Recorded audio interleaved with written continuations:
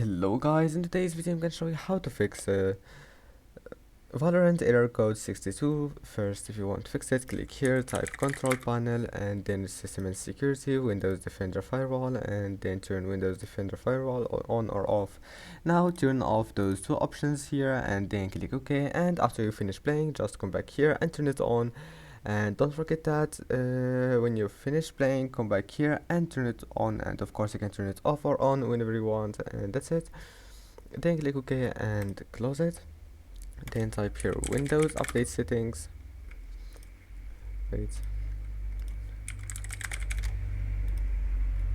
And now install all the updates that you can find here, and after that restart your PC, and after restarting your PC your problem must be fixed. Just make sure to turn off and to close all the applications that you don't need in the background, and that's it. Don't forget to like and subscribe, and see you in the next video.